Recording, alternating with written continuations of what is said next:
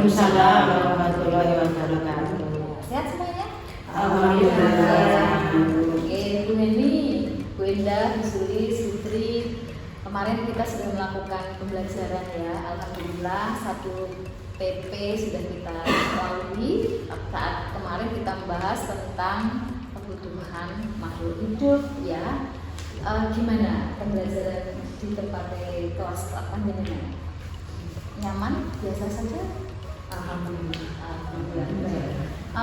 Kalau di tempat saya kemarin itu kebetulan saya ngajar di kelas 7A yang menggunakan model pembelajaran problem listening. Jadi saya punya problem, saya berikan ke anak-anak, kemudian mereka menyelesaikan permasalahan itu dan alhamdulillah bisa berjalan dengan baik. Cuman memang ada 1-2 anak yang mereka itu cuma ngikut aja temennya gitu. Jadi ketika temennya mencari tahu dia ikut, kemudian ketika saya tanya dia belak-belakan. Di tempat saya masih ada yang seperti itu. Bagaimana Mbak? Di tempat saya teman-teman untuk kelas 7F juga seperti itu Bu.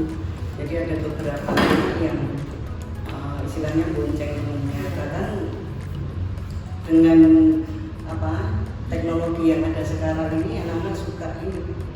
Pengennya masuk instan, tanya di Google, pertanyaan itu dapat terjawab dengan cepat. Cuma untuk nanti menganalisanya anak-anak yang mungkin masih kurang.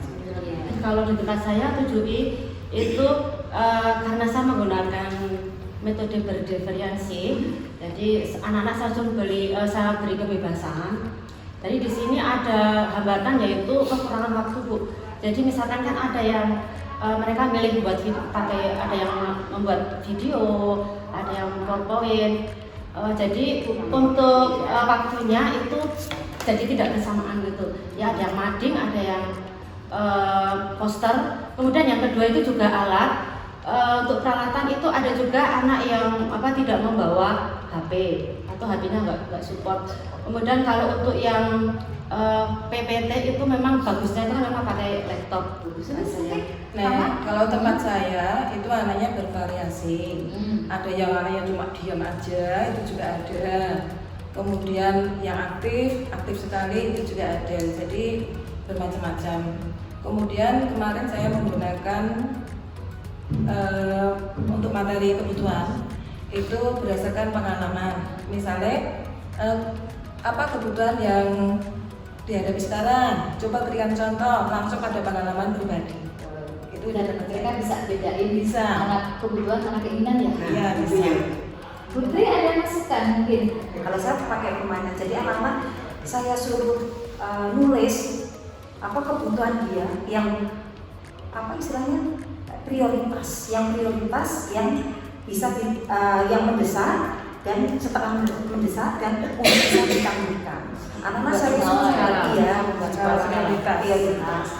Terus nanti anak-anak saya suruh nulis kebutuhannya, namanya umpama si Ahmad. Istilahnya kita kasih permainan itu supaya mereka ikut bermain dengan menulis apa menjadi kebutuhan prioritas mereka. Setelah mereka tulis, kemudian saya suruh melipat. Habis saya suruh melipat, akhirnya saya suruh ngumpulkan ke depan. Habis itu terus nanti anak-anak saya suruh salah satu ambil aja. Saya suruh bandingkan sama kebutuhannya dia. Di mana kesamaannya, di mana kekurangannya. Nah nanti disimpulkan bahwa setiap anak itu ternyata mempunyai prioritas beda. Oke, makasih Putri.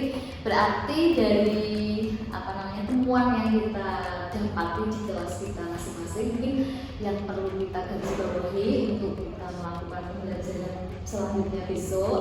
Jadi setidaknya pada saat kita memberikan LKPD ke anak, mungkin bentuk soal LKPD-nya itu jangan terlalu yang sederhana. Yang anak itu begitu dia baca LKPD-nya langsung googling sih, langsung dapat, langsung tulis gitu. Sehingga mungkin seperti sarannya Bu ini, jadi ketika kita membuat LKPD itu di situ tertulis langkah-langkah di mana anak itu akan mengalami pembelajaran. Jadi dia mempunyai pengalaman langsung. Jadi mungkin yang perlu kita ubah ke depannya adalah satu isi dari LKPD yang kita buat gitu ya. Jadi usahakan LKPD yang kita buat itu tidak hanya sekedar bentuk pertanyaan di mana itu bisa dijawab anak juga, tetapi bentuk apa ya, bentuk tugas di mana anak itu bisa menemukan dengan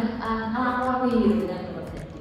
Nah kemudian yang kedua, permasalahan kita karena anak-anak kita itu macam-macam tadi sudah dilakukan oleh Bu Linda, memang betul kita perlu untuk melakukan pembelajaran dengan menggunakan pembelajaran berdiferensiasi. Berarti yang perlu lagi mungkin kita benahi, kita bisa besok duduk bareng lagi untuk membuat LKPD di mana kita akan mainkan pembelajaran berdiferensiasi. Dan untuk pertemuan kita di Kombel selanjutnya, kayaknya kita harus mempersiapkan perangkat pembelajaran di tahun ajaran baru. Mungkin waktu kita sudah habis, mau masuk kelas lagi ini, jadi monggo kita akhiri dan terima kasih untuk waktu yang ibu-ibu teman-teman sempatkan di sini untuk kita mengobrolkan tentang pembelajaran PKS. Assalamualaikum.